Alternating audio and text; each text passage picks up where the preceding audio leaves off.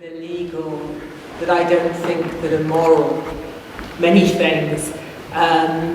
But this, I do think, is a moral and a right law that was passed. And my organisation was set up because doctors in the West Midlands refused to carry out abortions after the 1967 Act was passed.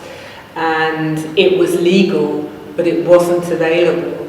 And we set ourselves up because we thought that it was right.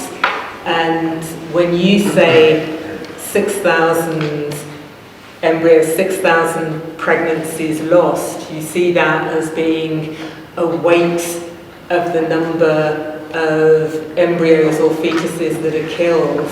I look at it differently, and I see that that's 6,000 women who have made a decision, which is the hard bit, and we have done something that is technically quite easy and medically safe, and allowed them to meet the end that they wanted.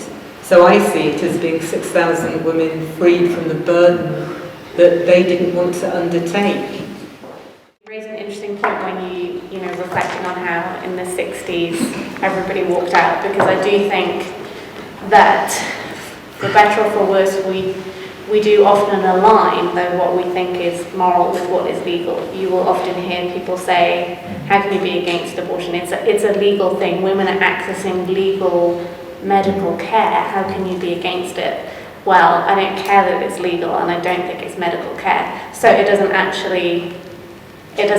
morality of it doesn't matter, but you're right, the legality of it does certainly influence public opinion about it. Yes, you're right, legality and morality do not equal one another. The moral has to undergird the legal code. We have laws undergirded by moral principles, such as human rights, and that's one thing that our law doesn't do. It's an incompetent law,